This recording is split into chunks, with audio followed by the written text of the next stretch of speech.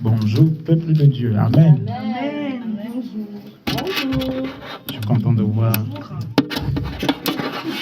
des visages ce matin. Alléluia.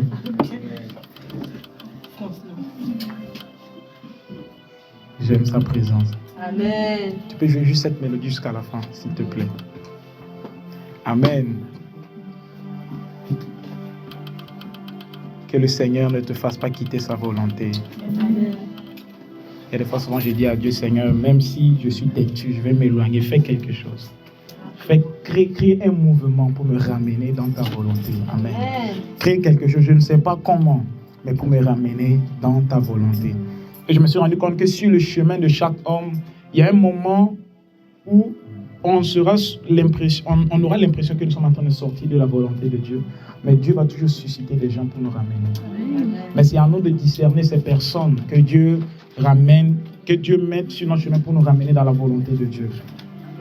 J'étais en train de lire l'histoire de Joseph depuis un certain temps. La dernière fois, je réalisais mes notes et j'avais écrit quelque part. Vous savez, quand Jacob a appelé Joseph, Jacob a dit à Joseph, va à Sichem pour voir si tes frères vont bien. Et parce qu'ils étaient partis paître les troupeaux de leur père. Il dit, va à Sichem. De là où il était, à Sichem, c'était environ 85 km. Donc c'était autour de 4 jours de marche. Il devait marcher pendant 4 jours pour aller voir ses frères, pour aller voir si ses frères vont bien et pour les donner à manger. Quand Jacob a appelé Joseph pour lui donner la mission, Joseph a dit, me voici, j'irai, père. Et la Bible déclare que quand Joseph arrive à Sichem, il ne trouve pas ses frères. Ses frères n'étaient plus là. Ses frères étaient partis dans une autre localité. La Bible déclare que Joseph était en train d'errer. Il errait partout et il cherchait ses frères. Amen. Et pendant qu'il cherchait ses frères, pendant qu'il cherchait le chemin, si c'était moi, Joseph, mais je vais rentrer à la maison. J'arrive, on m'a envoyé de chercher mes frères. Déjà, mes frères ne m'aiment pas, parce que ses frères ne l'aiment pas. Je dis, ah papa, je suis parti, je ne les ai pas trouvés, je suis retourné. Mais Dieu, dans son omniscience, dans sa souveraineté, avait prévu un chemin par lequel Joseph devait accomplir sa destinée. C'était par la prison. Joseph devait passer par la prison, par le rejet, pour accomplir la volonté du Père. Si Joseph retournait vers Isaac, son père, disons vers Jacob, son père, c'était fini pour lui. On n'allait pas entendre parler de ce Joseph. Ses songes n'allaient pas s'accomplir. Mais la Bible déclare, quand Joseph était en train d'errer à Sichem, on dit un homme est venu à lui. Et quand l'homme est venu, il a posé la question à Joseph, que fais-tu ici? Joseph dit, je cherche mes frères. Il a dit, je les ai entendus dire qu'ils partaient à Dothan, dans une autre localité. Et Joseph est parti et il a retrouvé ses frères là-bas. Je me suis plusieurs fois, pendant plusieurs années, je me suis posé la question, qui était cet homme?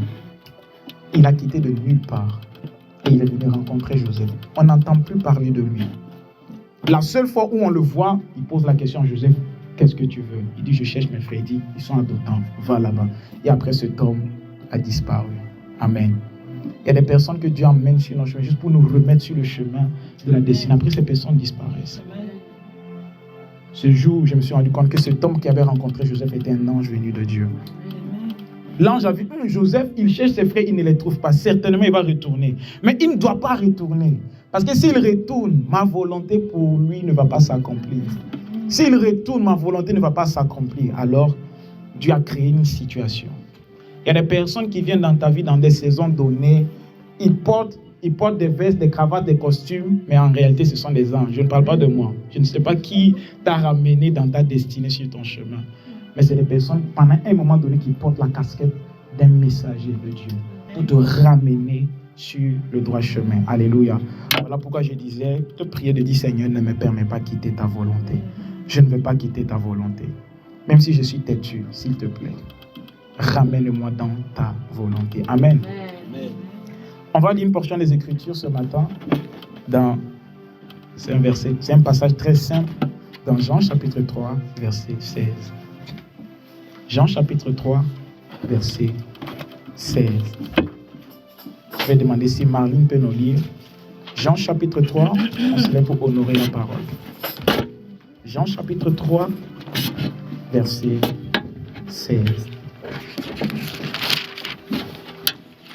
Je lis la parole de Dieu dans Jean chapitre 3, verset 16. Car Dieu a tant aimé le monde qu'il a donné son Fils unique, afin que quiconque croit en lui ne périsse point, mais qu'il ait la vie éternelle. Est-ce que le Profina peut relire? Jean chapitre 3. Jean chapitre 3, le verset 16.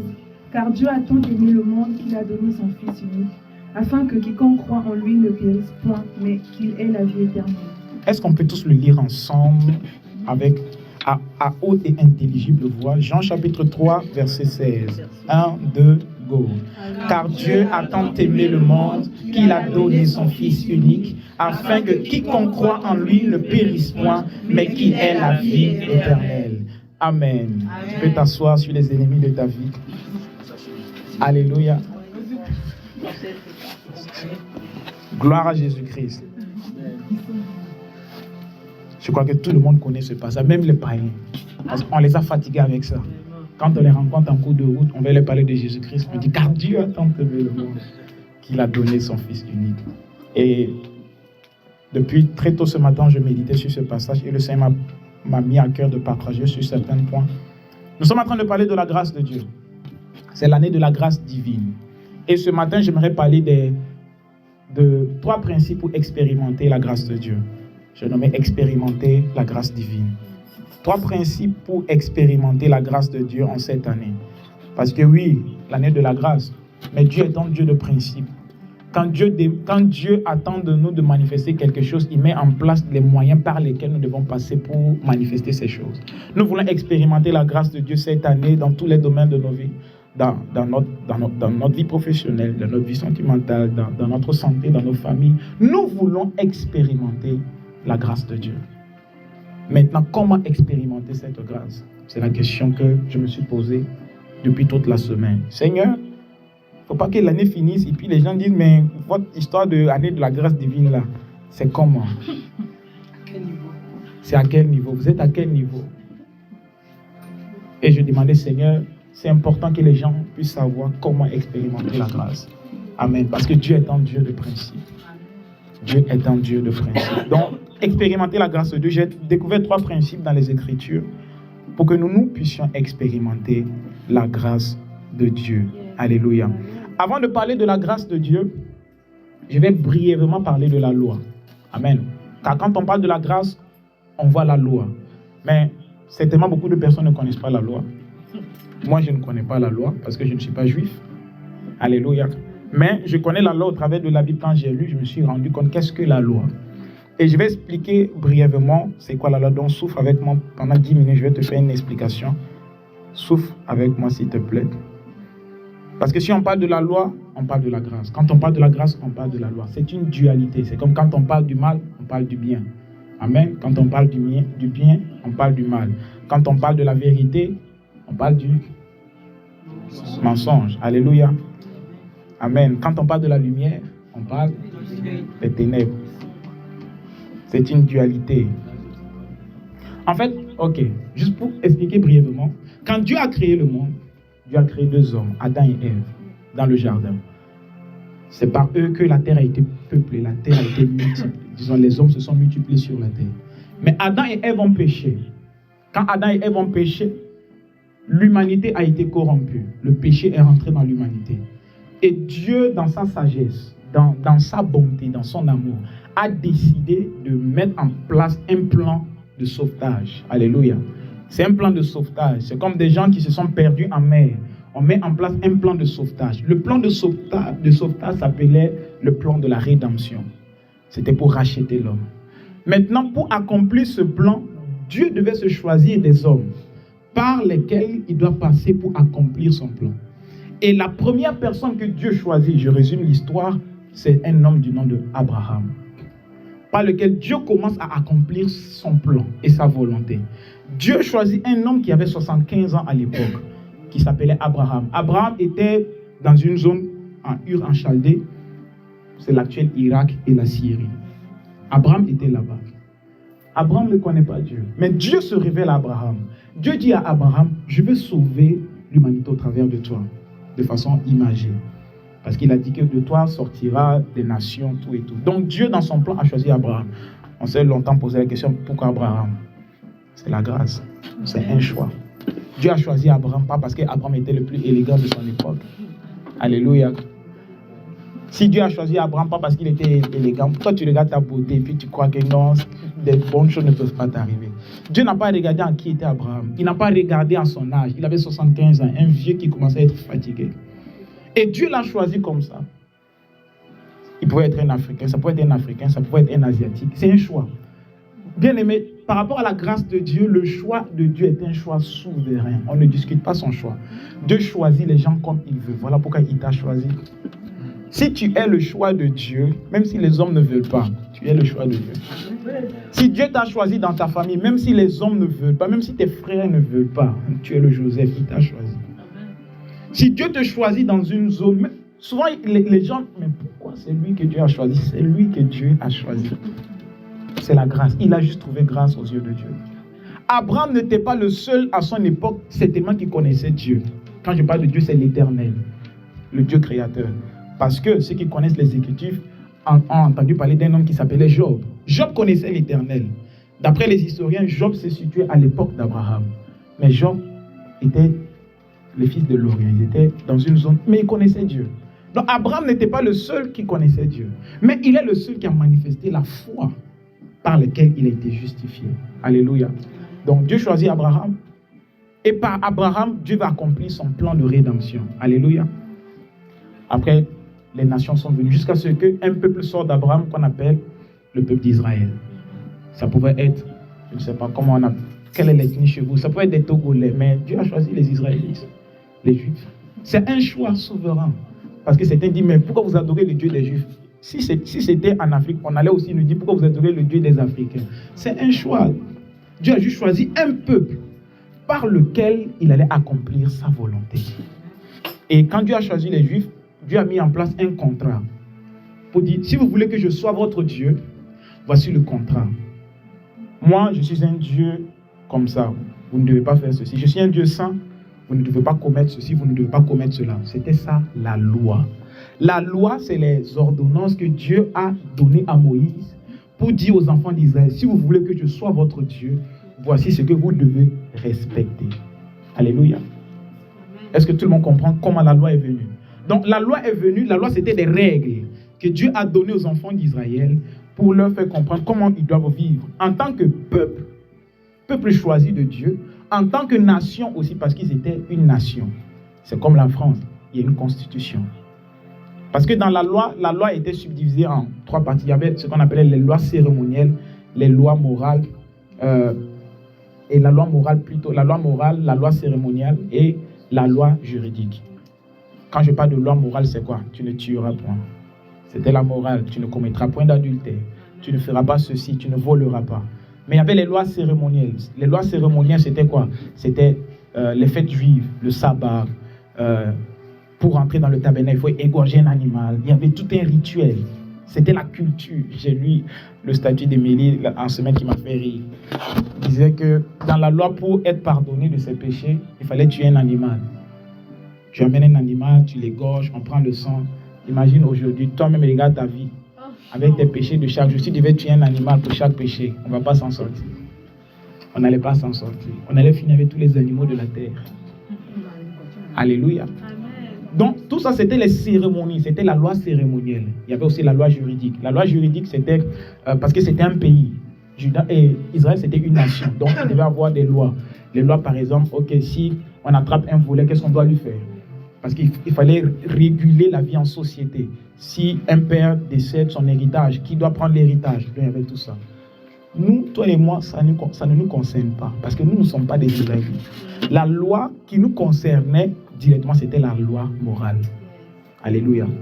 Donc, quand on dit que Christ est venu accomplir la loi, on parle de la loi morale. Il est venu abolir la loi, c'est la loi cérémonielle. Il est venu abolir tout ça. Christ a accompli, il a tout accompli pour toi et pour moi. Autrement dit, parce que la loi venait pour montrer qui était Dieu, la nature de Dieu. Quand Dieu disait tu ne commettras point d'adultère, ça nous faisait comprendre qu'il était un Dieu saint. Donc Dieu a donné les règles pour qu'on puisse savoir qui il est.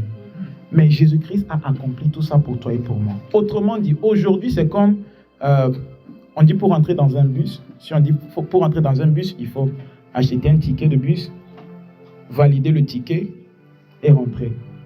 Maintenant, il y a certaines personnes qui ont l'abonnement. Dès que tu n'as plus besoin d'acheter le ticket. Dès que tu rentres, tu bagues et puis tu rentres dans le bus. Alléluia. Parce que chaque fois, si tu dois venir, il faut acheter le ticket, chercher la monnaie, acheter et rentrer. C'était ça la loi. Mais Christ a tout accompli et il t'a donné un abonnement à vie. Amen. Pour rentrer dans le bus. Ce n'est pas un abonnement mensuel, c'est un abonnement à vie. Amen. À chaque moment, partout où tu veux rentrer dans le bus, tu prends le badge et tu rentres. Et cet abonnement, ce badge, c'est le sang de Jésus-Christ. Amen. Parce que c'est le seul moyen qui te fait rentrer dans le bus et qui te fera enlever quand Christ reviendra, qui te permet d'accéder à la présence de Dieu. C'est le sang de Jésus-Christ. Amen. Donc quand on parle de la loi, de toutes ces lois, on dit tu ne commettras point ceci, les 10 commandements. Christ a tout accompli et les a résumés dans lui, sa propre loi, qui est la loi de l'amour. Tu aimeras ton Dieu et tu aimeras ton prochain. C'est fini. Souvent, quelqu'un me posait une question la dernière fois. Mais la loi, il y a ceci dans la loi. J'ai dit, frère, la loi, ce n'était pas pour toi. C'était pour les Juifs. Toi, obéis à la loi de Christ.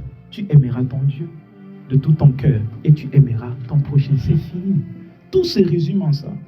Ne nous compliquons pas la vie avec la loi. Tout se résume dans cette loi de Christ qui a été manifestée par la grâce. Tu aimeras ton prochain comme toi-même et tu aimeras le Seigneur ton Dieu. Parce que celui qui aime Dieu, quand tu aimes Dieu, tu ne vas pas adorer d'autres dieux. Si tu aimes, parce que tu sais que j'aime Dieu, tu sais que c'est un Dieu qui ne veut pas de mélange. Il veut être Dieu dans ta vie, la première place. Alors tu ne vas pas mettre d'autres personnes dans ton cœur. Si tu aimes ton prochain, tu ne vas pas mentir. Tu ne vas pas lui mentir, tu ne vas pas la critiquer, tu ne vas pas, tu ne vas pas la blesser. Donc, la loi de Christ, c'est l'amour. Si nous manifestons l'amour, oublions tout ça, la loi a dit ceci, la loi a fait ceci, non.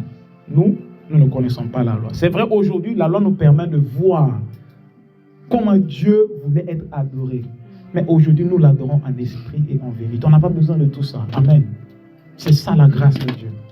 Christ a tout accompli pour toi et pour moi. Il y a des choses que nous n'avons plus besoin de faire. Amen. Gloire à Dieu.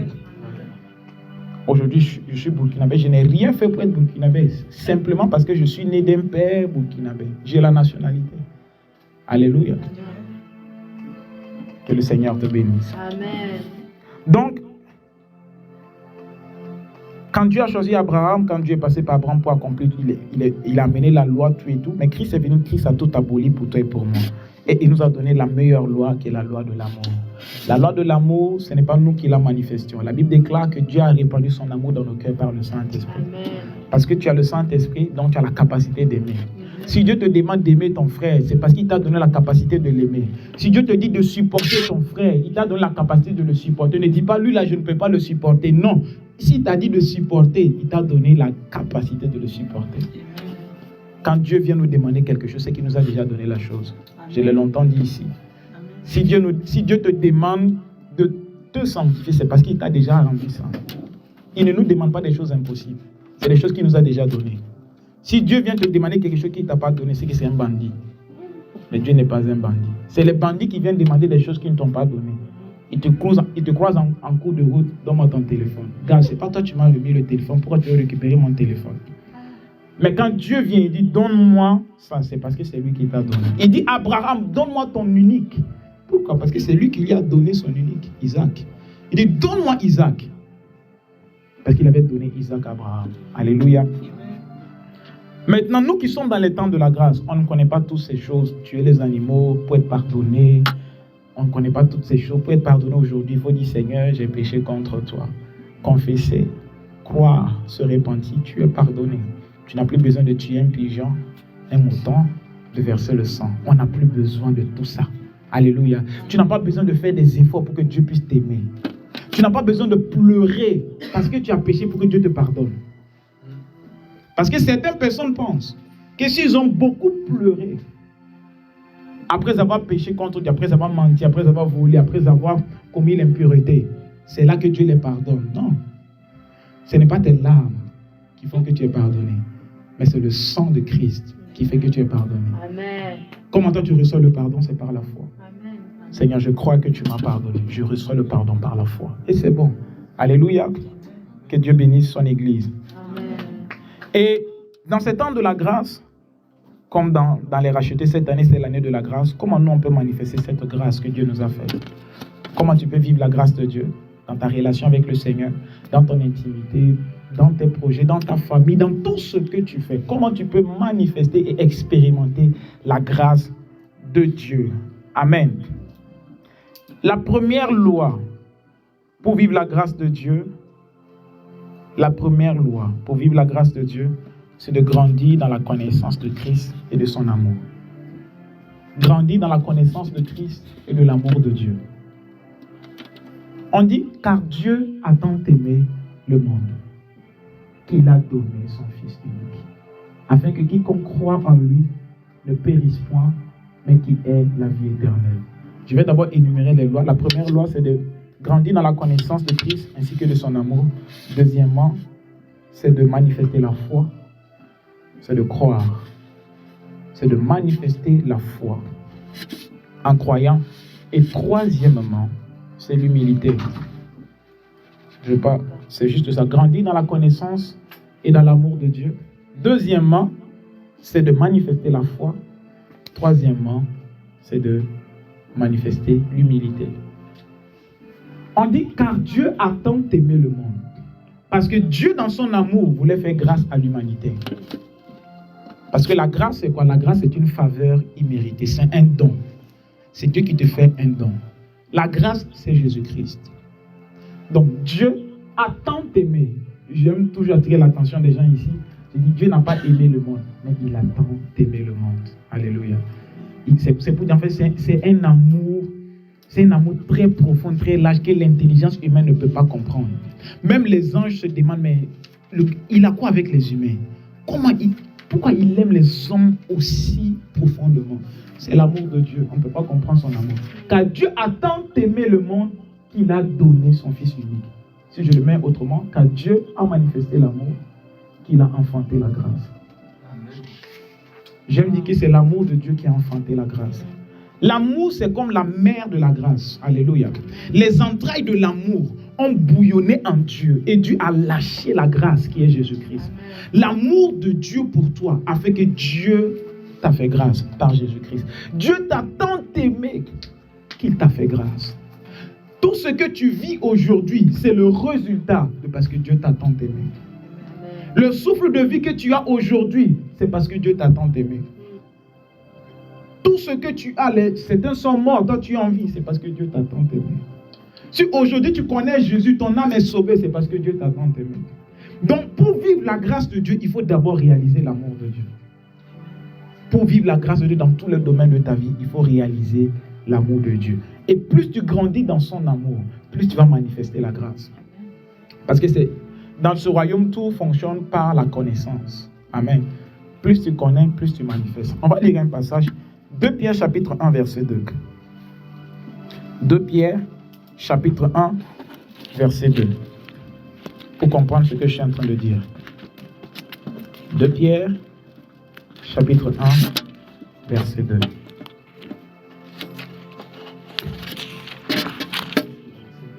Oui, juste le verset 2. 2 Pierre chapitre 1. Que dit la Bible? La Bible déclare que... Bon, que je le cherche quand même. 2 Pierre.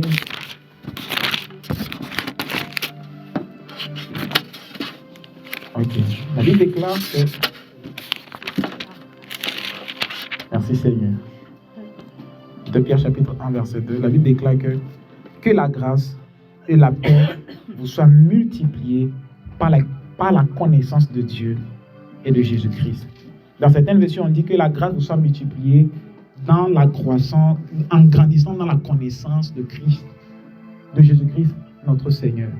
Pour dire la grâce peut grandir. La grâce de Dieu grandit, plus tu grandis dans la connaissance de Dieu. Alléluia. Plus tu grandis dans la connaissance de Dieu, plus la grâce grandit. Je prends juste, venons dans le naturel. Quand je parle dans le naturel, c'est notre vie quotidienne.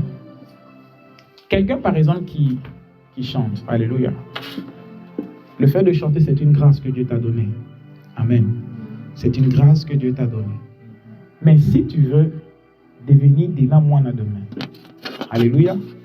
Si tu veux devenir, donnez-moi le nom de quelqu'un qui a évolué dans le domaine du chant. Derek Jones. Alléluia. Qu'est-ce que tu dois faire? Tu dois travailler la grâce que tu as reçue. Et comment tu travailles la grâce? En faisant des formations. Et la formation, c'est quoi? C'est la connaissance. Si tu joues le piano, tu aimes le piano, tu veux être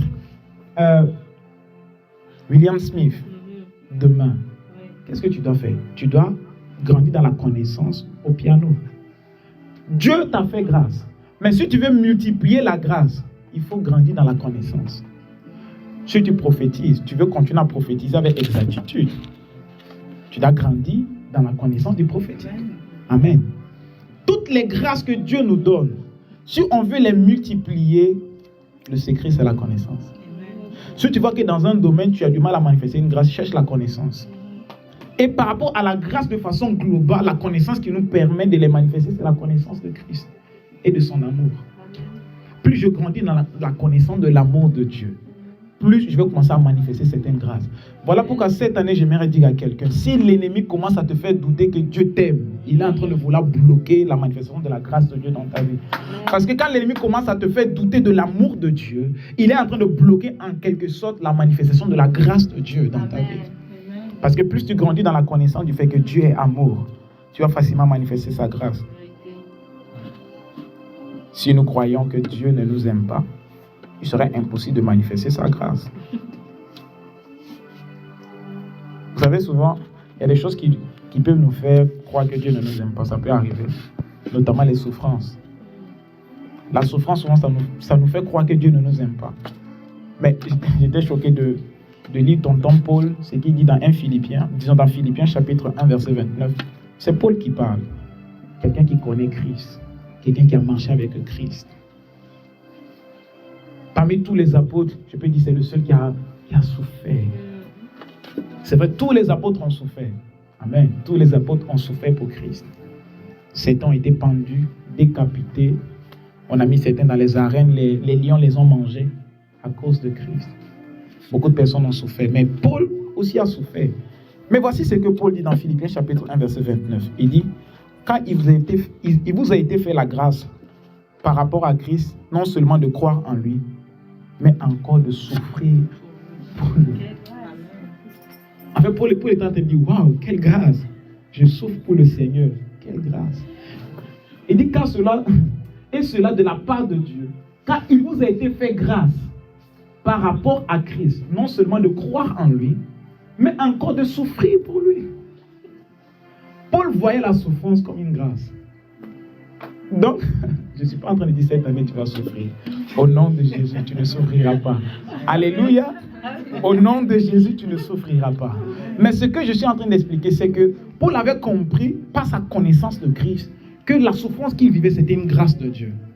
J'expliquais à quelqu'un cette semaine, j'ai dit, le niveau de ta souffrance pour Christ détermina le niveau de ta récompense au ciel. Paul voyait la récompense. Voilà pourquoi il voyait la souffrance comme une grâce.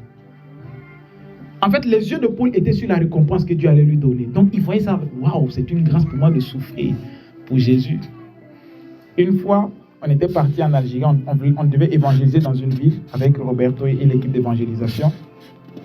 On arrive, peut-être on arrivait vers 17h comme ça. On a pris nos valises, tout et tout. Et on arrive, on veut rentrer dans la résidence universitaire. Les agents nous bloquent. Ils disent non, vous ne pouvez pas rentrer. On a montré tous nos papiers. On dit non. Est-ce que vous avez reçu une invitation? Parce que souvent, c'est compliqué de faire rentrer les gens dans les résidences universitaires. Donc, on dit, monsieur, mais il est 18h. Les bus s'arrêtent à 18h en Algérie. Il n'y a pas de taxi. C'était une longue distance. De ma ville à là-bas, peut-être c'est 6 heures de route de bus comme ça. On dit, monsieur, on doit rentrer. Il fait nuit. On fait comment? Il dit, non, vous ne rentrez pas. On avait nos valises. On avait nos sacs. On s'est regardé, frère, on fait comment? C'est pas en Algérie, c'est pas comme la France, tu vas te lever, donc je prends une chambre d'hôtel, les gens n'avaient même pas l'argent. Et avec mon frère, on est resté dehors, puis on a commencé à rigoler. Roberto, il faisait des histoires, il dit, frère, c'est le palmarès. On va dire qu'on a dormi dehors pour le Seigneur. On était contents, on rigolait en mode, on va dormir dehors pour le Seigneur. Quelle grâce! Quelle grâce de dormir déjà, tu vois comment tu vas témoigner. Moi, j'ai dormi dehors pour le Seigneur. Mais ça ne nous a pas fait mal. On est resté là-bas peut-être 3 heures dehors, jusqu'à ce que Dieu faisant grâce, il y a un monsieur qui est sorti qui nous a fait rentrer. Mais on ne s'est pas plaint. Amen. Vous savez, souffrir pour le Seigneur, c'est une grâce. Ou tu ne dors pas parce que tu dois prier pour quelqu'un. Ou tu manques d'argent parce que tu as tout donné aux gens. En Algérie, on a donné tu prends ta bourse, tu disperses ta bourse aux gens, après tu t'assois, tu regardes le plafond. Tu n'as plus rien. Un jour, Robert, il avait touché sa bourse. Après, il avait donné ça à des gens qui avaient des problèmes. Je l'appelle, dit frère, je regarde le plafond, je n'ai rien à manger. Mais quelque part pour nous, c'était une grâce. Amour, c'est pour dire, je le fais pour le Seigneur. Je le fais pour Christ. C'est une grâce de manquer si tu le fais pour Dieu. Que si c'est à cause de ta désobéissance que tu manques. Parce qu'il y a des gens qui manquent à cause de leur désobéissance. Mais si tu manques à cause de Christ, c'est une grâce. Mais cela jamais ne m'a fait dire que Dieu n'est pas amour. Me fait douter de l'amour de Dieu. Jamais. Jamais. J'expliquais, je crois que c'était un profil, j'expliquais cette semaine. Je crois que c'était mon deuxième 21 jours de jeûne. Cette année, depuis quelque temps, papa il est un peu gentil. Parce que le 21 jours de jeûne, la dernière semaine, c'était juste liquide. C'est-à-dire, vous faites juste la rupture avec le liquide. Je n'avais même pas 5 dinars pour acheter quelque chose. Bon, 5 dinars, c'est la monnaie algérienne, le dinar. Je n'avais pas d'argent pour m'acheter quelque chose de liquide à manger. Donc, on partait au restaurant universitaire parce que le restaurant universitaire, on avait un abonnement. Mais quand tu pars au restaurant universitaire, ils ont fait des lentilles. Ce n'est pas liquide. Il n'y a rien de liquide. Donc, je partais comme ça, je rentrais chez moi. Peut-être des jours comme ça, je buvais juste de l'eau. Tu faisais juste la bouillie sans sucre. Tu buvais. Mais jamais je n'ai douté de l'amour de Dieu. Parce que, une fois, Paul dit quoi? Paul dit qu'il y avait une écharpe dans sa chair pour l'évangile. Certainement, certains disent que c'était une maladie qu'il avait. Il a prié 3 fois, Dieu ne l'a pas délivré. Et quand il priait, Dieu lui a dit, ma grâce te suffit. Et ce jour, quand j'étais en train de prier, je dis, mais Seigneur, j'ai juste entendu une voix qui me dit, ma grâce te suffit. Et c'était une période où quand je priais pour les gens, je voyais des résultats. Dans mon intimité avec le Seigneur, c'est comme quand tu pries, tu sens que Dieu est là. Tu sens sa présence, tu sens qu'il est là. Mais bon, dehors, rien ne marche. Mais quand tu rentres dans la présence de Dieu, tu sens qu'il est là. Et c'est ce qu'il m'a dit. Il m'a dit, ma grâce te suffit. Parce que dans cette situation, tu ne vas pas mourir. Je suis avec toi. Je n'ai jamais douté de l'amour de Dieu. S'il y a des situations qui te font douter de l'amour de Dieu, va prier, Seigneur, ranime en moi ton amour. Ce n'est pas parce que je souffre que Dieu ne m'aime pas. Et quand tu comprends ça, c'est facile pour toi de vivre la grâce de Dieu. Parce que dans la souffrance, tu réalises l'amour de Dieu. Pas les situations par lesquelles tu passes. Que le Seigneur nous aide à avoir la même révélation que Paul a eue. C'est pas facile, c'était sa révélation. Pourquoi souvent je dis, Seigneur, accorde-moi cette même révélation. De comprendre que par la souffrance, tu es en train de me prévoir une grâce. Amen. Mais je crois que cette année, la grâce que Dieu nous a promise, ce n'est pas par la souffrance. Amen. Alléluia. Ce n'est pas par la souffrance. Parce que toi, tu as déjà compris. Amen. Il y a des choses par lesquelles Dieu nous fait passer parce qu'on n'a pas compris. Mais gloire soit rendue à Dieu, toi, tu as compris qu'il est un Dieu amour. Alors, il ne va pas te faire souffrir pour comprendre son amour. Alléluia. Romains chapitre 8, verset 33-37. Je parle toujours de l'amour de Dieu. Romains 8, 33-37. Qui dit que qui condamnera les élus de Dieu? Qui les accusera? Christ est bien mort. Amen. Pourquoi je suis en train de parler de ça? Parce que ce matin, j'ai une vision. Dans la vision que je voyais le matin, en fait, j'ai vu quelqu'un qui était... C'est comme qui était en cours de route et qui s'est fait arrêter par... C'est quelqu'un qui était habillé comme un policier, mais ce n'était pas un policier. Qui l'a arrêté et qui lui a dit, donne-moi. C'est comme si qu'il voulait lui réclamer de l'argent. Il dit, donne-moi ce que tu as. Et je voyais la personne mettre sa main dans sa poche, enlever l'argent, quelque chose pour lui remettre. Et c'est comme si, dans la vision, c'est comme si c'est quelque chose qui se répète tout le temps. C'est comme si chaque fois cette personne se rencontre avec cette autorité qui lui réclame ce qui est à elle. Et quand je voyais ça, je me suis arrêté. Dites-moi, j'ai crié fort. J'ai dit, il n'y a plus de condamnation pour ceux qui sont en Christ. J'ai dit non. En fait, je faisais comprendre à la personne que tu n'as pas le droit de donner encore. Parce que le prix a déjà été payé. Donc j'ai crié, j'ai dit, il n'y a plus de condamnation. J'ai dit, qui condamnera les élus de Dieu? Et quand la personne s'est retournée, la personne m'a regardé, la personne a remis son argent dans sa poche. Et puis elle est passée. Et ça, le Seigneur me faisait comprendre. Beaucoup de personnes, nous subissons des raquettes du monde des ténèbres, simplement parce que nous n'avons pas compris que nous ne sommes plus condamnés, que nous ne sommes plus accusés. Satan te condamne et t'accuse pour récupérer. Et tu as l'impression que c'est Dieu qui veut ça. Parce que la personne était habillée comme un policier. Pour toi, c'est normal, une autorité policière me demande quelque chose, je donne. Et c'est le passage que Dieu m'a donné. Qui condamnera les élus de Dieu? Parce que la condamnation, c'est quoi? On te condamne, il y a un châtiment. Donc il y a des choses que tu subis parce que tu ne sais pas que tu n'es plus condamné. Il y a des maladies que tu subis parce que tu penses que c'est normal. Il y a des situations par lesquelles tu vis, tu penses que c'est normal, alors que ce n'est pas normal. Mais quand tu comprends l'amour de Dieu, il y a des choses qui disent, Seigneur, ça, ce n'est pas une épreuve. Ça, c'est une attaque. Parce que quand tu comprends l'amour de Dieu, tu sais discerner l'épreuve de l'attaque de l'ennemi. Parce qu'il y a des choses que quelqu'un peut te faire, tu peux dire, non, c'est Dieu. Non, bien aimé, Dieu est amour. Il y a des choses que Dieu ne va pas te laisser. Dieu ne va pas te laisser dans des situations. Parce que Dieu est amour. Et je disais à la personne, je dis, ne te laisse pas condamner, ne te laisse pas accuser. Sinon, Satan va te dépouiller. Amen. L'amour de Dieu, car Dieu a tant aimé le monde qu'il a donné, afin que quiconque croit en lui ne périsse pas. Nous sommes en train de périr parce que nous n'avons pas réalisé un amour qui nous a tant aimés. Alléluia. Amen. Si nous périssons, c'est que nous n'avons pas réalisé son amour en amour. Parce que l'amour de Dieu, c'est pour que nous ne puissions pas périr. Mais si nous sommes en train de périr, c'est que nous n'avons pas compris son amour. Alors si nous avons compris son amour, et il y a des situations par lesquelles tu peux dire, never, qui accusera les élus de Dieu? Qui nous condamnera? Quel sorcier, quel esprit de famille, quel démon va venir me raqueter, me ravir ma vie, me ravir ma joie, me ravir ma paix? Parce que j'ai compris que Dieu m'aime. Alors il y a des situations, je peux discerner que cette situation c'est une épreuve. Parce que dans l'épreuve, Dieu t'enseigne. Et souvent lui-même, il te fait comprendre, persévère. Parce que c'est une épreuve. Mais si ce n'est pas une épreuve, là, Seigneur, je dis non. C'est Satan qui me condamne. C'est Satan qui veut que je vive cette vie. Alors tu refuses ça au nom de Jésus-Christ. Amen. Et quand tu grandis dans la connaissance, peu importe les grâces que Dieu t'a faites, si c'est la grâce de chanter, des affaires, grandis dans la connaissance. Ce n'est pas la connaissance que tu vas multiplier la grâce.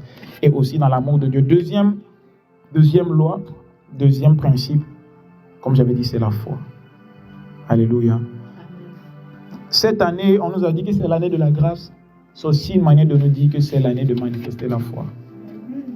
Car Dieu a tant aimé qu'il a donné, afin que quiconque croit en lui ne périsse pas.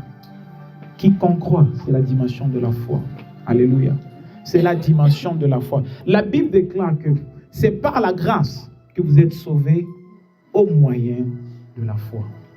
La grâce, elle est disponible. Mais pour la posséder, nous devons manifester l'ingrédient nécessaire qui est la foi. C'est la foi qui nous fait rentrer dans la grâce.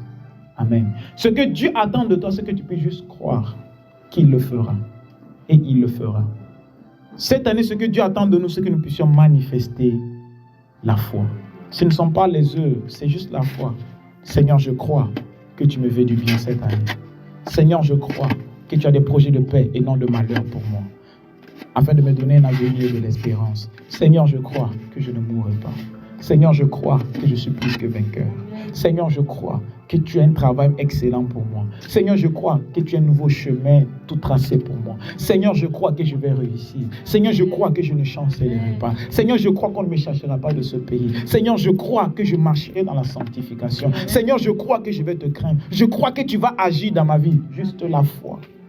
Et sa grâce qui est disponible se manifestera. Tu te dis, Seigneur, je n'ai pas les moyens nécessaires. Je ne suis pas qualifié.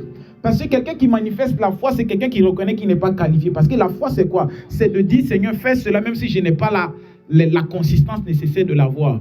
Donc, je crois juste. Seigneur, je crois que tu m'aideras cette année, même si j'ai désobéi l'année dernière. Seigneur, je crois que cette année, tu me feras grâce. Juste croire qu'il le fera. Et cette foi n'est pas basée sur tes œuvres. Pourquoi Satan va t'attaquer sur ta foi cette année parce qu'il va te rappeler tes échecs passés. Tu as échoué hier. Qu'est-ce qui prouve que Dieu va faire aujourd'hui? J'écoutais l'histoire de c'est Thomas Edison, si je ne me trompe pas, celui qui a créé l'ampoule. C'est à la 1001e ampoule que l'ampoule a allumé. C'est allumé. Il a fait 1000 essais avec des échecs. Même il essaie, ça ne marche pas. Il essaie, ça ne marche pas 1000 fois. Et c'est la 1001e que ça a marché. Satan va toujours venir te dire, tu as échoué. Qu'est-ce qui prouve que Dieu va faire encore? Vous savez, c'est une folie. Hein? C'est une folie. Tu as prié pour quelqu'un une fois pour sa guérison, 2, 3, 5 fois. 10e fois, toi-même tu es découragé. Est-ce que je vais encore prier même? Est-ce que Dieu va agir? Oui. Je vais prier pour quelqu'un pour que la personne puisse parler en langue. La personne n'a pas parlé en langue. Je dis, Seigneur, moi je ne prie plus jamais pour quelqu'un pour que la personne parle en langue. C'est juste, j'étais fâché. Je dis même, Satan va attaquer ma foi parce que j'avais échoué. Alléluia. Que l'ennemi ne détruise pas ta foi. Tu vas y arriver coûte que coûte cette année. Manifeste la foi. Si c'est pour tes études, dis Seigneur, je ne vais pas échouer cette année. Si c'est pour un domaine, dis Seigneur, peut-être je ne me suis pas appliqué à réviser comme il le faut. Mais Seigneur, je compte sur ta grâce. Car ta grâce me suffit. Juste manifester la foi. Bien aimé, la foi ça ne coûte rien de croire. Ça ne te coûte rien. J'aime dire aux gens quand je parle de Jésus-Christ, je dis, mais est-ce que ça te coûte quelque chose de croire en Jésus? Est-ce que ça te coûte quelque chose? Crois seulement. Si c'est faux, c'est pas grave. Tu as mené une bonne vie parce que la Bible déclare tu ne voleras pas. Tu as mené une bonne vie. Crois, ça ne te coûte rien de croire. Ça ne te coûte rien de manifester un peu de foi. Amen. De croire encore que c'est possible. Je n'ai pas vu quelqu'un qui a manifesté la foi et puis qui s'est retrouvé pauvre. Non, tu as juste manifesté la foi. Ça ne te coûte rien de croire que Dieu fera. Parce que si tu ne crois pas, c'est toi-même qui paies. Alors mieux vaut croire parce que tu espères que Dieu va le faire. Alléluia. Donc cette année, que Dieu nous aide à croire encore. Amen. Que Dieu nous aide à croire que c'est qu'il est possible, qu'il peut le faire. Dieu peut le faire. Dis à ton voisin, Dieu peut le faire. Ah, Dieu est capable de faire tout ce qu'il dit, il fera. Il accomplira toutes ses promesses envers toi. Garde ta foi en Dieu. Il ne t'abandonnera pas. Il fera, oui, Dieu est capable de faire tout ce qu'il dit. Il fera. Il accomplira tout ce qu'il a promis, promesse envers toi. Oh oui, garde ta foi, car mon Jésus ne t'abandonnera pas. Il fera. Ce que Dieu attend de nous cette année, c'est de manifester la foi, de croire qu'il le fera. Ça ne te coûte rien. Seigneur, tu le feras, c'est tout. Tu feras seulement, c'est tout. Seigneur, je ne sais pas par où, mais je sais que tu le feras. Parce que je compte sur ta grâce. Parce que je m'appuie sur ta grâce. Ce ne sont pas mes efforts, mais c'est ta grâce. Le frère Caleb nous disait le dimanche dernier, il dit les autres années tu as fait avec tes efforts. Tu ne vas pas te conseiller. Te conseiller toi-même pour te dire, bon, là, cette année, je ne fais pas avec mes efforts. Je m'appuie sur la grâce. Et l'une des clés pour manifester la grâce, c'est de croire. Même quand tu sens que là, c'est fini, c'est foutu pour toi. Crois une dernière fois. Crois encore, même si tu es au bout du gouffre. Crois que Dieu le fera. Alléluia. La dernière clé pour manifester la foi et pour manifester la grâce, c'est l'humilité. L'humilité. 1 Pierre chapitre 5, versets 5 à 7. Je lis rapidement, parce que c'est ce que dit la Bible. 1 Pierre chapitre 5, versets 5 à 7. La Bible déclare que De même, vous qui êtes jeunes, soyez soumis aux anciens et tous dans vos rapports mutuels. Revêtez-vous d'humilité, car Dieu résiste aux orgueilleux, mais il fait grâce aux humbles. Dieu résiste aux orgueilleux, mais il fait grâce aux humbles. Quand tu t'humilies, Dieu te fait grâce. La clé de vivre la grâce de Dieu, c'est l'humilité. Je dirais même que c'est la clé par excellence. La clé par excellence. Vous savez, le Saint-Esprit m'enseignait par rapport à ce passage, me faisait comprendre que cette loi n'est même pas que pour les chrétiens. Regarde un païen qui a un bon cœur. Tu vois comment la personne prospère. Quand il parle d'un bon cœur, c'est quelqu'un qui manifeste l'humilité. C'est quelque chose que Dieu... En fait, c'est une loi divine. L'humilité précède la gloire et l'orgueil, la chute. Dieu fait grâce aux humbles. Quand tu t'humilies sous sa toute-puissance, il te fait grâce. L'humilité, bon, on a longtemps parlé de l'humilité, mais je crois que cette année, je vais beaucoup parler de ça. Je vais beaucoup parler de l'humilité. Parce que j'ai une vision ce matin, encore une deuxième vision, où nous voyons plusieurs personnes qui rentraient dans une salle de classe. Et devant la salle de classe, c'était écrit en grand, humilité. C'était écrit en grand comme ça, on rentrait dans une grande salle de classe. Et c'était écrit en grand, humilité. Et j'ai compris que cette année, Dieu veut que tu puisses manifester une autre dimension d'humilité pour manifester une autre dimension de grâce. Amen. Dans tout ce que tu fais, dans tout ce qu'il a mis dans ta main, manifeste l'humilité. Tu verras comment cela va exploser. Et quand Dieu nous parle de l'humilité, c'est parce qu'il y a une gloire qui est là. Dieu ne veut pas que la gloire nous prenne la tête. Manifeste juste un peu d'humilité. Il y a beaucoup de choses à dire sur l'humilité, mais on ne va pas s'attarder. L'humilité, c'est aussi souvent de reconnaître sa vulnérabilité. Que tu as besoin d'aide, c'est de demander à l'aide. Amen. Il y a des fois, souvent, tellement on se suffit à nous-mêmes, on ne peut pas demander de l'aide. J'écoutais quelqu'un qui me disait une fois, non, en fait, moi, c'est sûr que je ne suis pas un peu à l'aise. J'ai dit, quelque part, il y a un peu d'orgueil quand même qui est caché.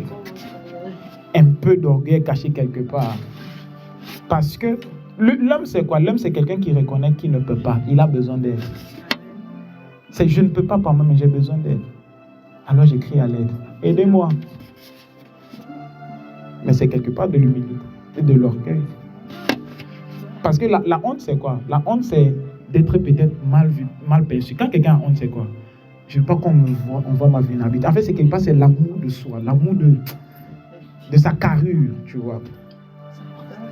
Quelque part, c'est, mais moi comme ça, moi, tu te dis, bon, je ne sais pas. Moi, une grande dame comme ça, les gens vont me voir. Souvent, c'est ça. Quelque part, c'est un peu d'orgueil qui est quelque part. C'est de dire, j'ai besoin d'aide, c'est tout. Aidez-moi s'il vous plaît, je vais mourir. On avait raconté l'histoire de quelqu'un. Quels sont ceux qui sont ivoiriens? Ah, il y a une seule ivoirienne ici. Il y a ceux qu'on appelle ceux qui font le faro, les DJ. Un gars souvent, par exemple, dans une fête, il peut commencer à faire les atalakou. Il fait l'atalakou, il dit, ouais, toi tu es ceci, tu es cela pour avoir de l'argent. Donc il y a un gars, il faisait ça. Et un jour, il est tombé dans l'eau. En fait, il était en train de nager, il ne sait pas nager, il est dans la piscine. Donc il commence à se noyer. Au lieu de demander à l'aide, il commence à dire, aïe, aïe, aïe, aïe, aïe. Les gens n'aiment pas les gens. Les gens n'aiment pas les gens. Mais dis que tu as besoin d'aide, il commence à faire l'atalakou. Il commence à chanter, ah, ça c'est pas petit noyade. Ça c'est pas petit noyade. Et les gens pensaient qu'il était en train de faire atalakou. Et après on regarde, le gars est décédé. Mais il fallait dire que tu as besoin d'aide. Mais tu commences à faire des... Alléluia. Bien-aimé, si tu es en train de souffrir, demande à l'aide. Dis à ton voisin, demande à l'aide. Demande à l'aide, demande un soutien. Priez pour moi, j'ai un problème, aidez-moi, soutenez-moi dans la prière. J'en ai besoin, je suis triste, réconfortez-moi. Soyons humbles de reconnaître qu'on a besoin d'aide. Qu'on a besoin d'aide. Si quelque part tu es gêné, c'est qu'il y a... En fait, tu aimes trop, tu es quelqu'un en fait. Voilà. Amen. Que Dieu nous aide à marcher dans l'humilité. Comme j'ai dit, grandis dans l'amour de Dieu. Manifeste la foi et travaille l'humilité. Tu verras comment Dieu va te faire grâce au-delà de tes attentes. au-delà de tes attentes, il te fera grâce. Alléluia. Est-ce que tu peux prier avec moi? Tu vas dire, Seigneur, cette année, aide-moi à vivre ta grâce. Seigneur, aide-moi à vivre ta grâce. La Bible raconte une parabole du pharisien et du publicain qui sont rentrés dans la présence de Dieu. La Bible déclare que le pharisien a commencé à prier et il était en train de dire, Seigneur Jésus, il était dans le temple et il était en train de dire, oh Dieu, moi je ne commets pas ceci. Oh Dieu, je te rends grâce de ce que je ne suis pas comme le reste des hommes, qui sont ravisseurs, qui sont injustes, qui sont adultères, ou même ce publicain. Je jeûne 2 fois par semaine, je donne la dîme de tous mes revenus.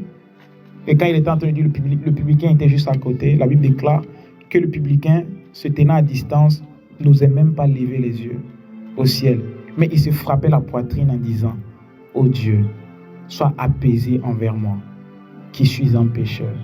Et Jésus dit que, je vous le dis, celui-ci descendit dans sa maison justifié plutôt que l'autre. Car quiconque se lève sera abaissé, et celui qui s'abaisse sera élevé. Que cette année tu dis, Seigneur, sois apaisé envers moi. J'ai besoin de ta grâce. Sans ta grâce, je ne peux rien faire. Fais juste une simple prière où tu supplies la grâce de Dieu. Seigneur, cette année, que rien ne me fasse douter que tu m'aimes. Que rien ne me fasse douter de ton amour pour moi. Parce que l'amour triomphe de tout. Ton amour pour moi triomphera des obstacles. Ton amour pour moi triomphera de la mort. Ton amour pour moi triomphera de l'échec qui est devant de moi. À cause de ton amour pour moi, Seigneur, tu ne me laisserais pas périr. Car Dieu, tu as tant aimé le monde et tu as donné ton Fils afin que quiconque croit ne périsse pas. Seigneur, je ne veux pas périr et je ne vais pas périr parce que tu m'aimes. Tu dis, Seigneur, je ne vais pas périr parce que tu m'aimes. Seigneur, dans ma santé, je ne périrai pas parce que tu m'aimes. Seigneur, dans ma famille, nous ne périrons pas parce que tu nous aimes. Seigneur, dans nos activités, nous ne périrons pas parce que tu nous aimes. Seigneur, dans ton amour, Père, tout ce qui me résistait dans ce pays ne continuera pas parce que tu m'aimes. À cause de ton amour, Seigneur, tu agiras et tu me feras grâce. Et Seigneur, cette année, je décide de croire que c'est possible. Je décide de croire encore et encore que tu le feras. Je décide de croire, Seigneur Père, que ce n'est pas encore fini. It is not over. Ce n'est pas fini, c'est possible. Regarde cette situation et dis, Seigneur, je veux croire encore que c'est possible. Pour le stage, pour l'alternance, pour le travail, pour mes documents, pour ma santé, ma vie de sanctification, pour ma famille, Seigneur, je veux croire que c'est possible. Donne-moi de croire parce que tu veux me faire grâce. Et Seigneur, apprends-moi à grandir dans l'humilité. Car je ne suis rien sans toi. Je ne peux rien sans toi.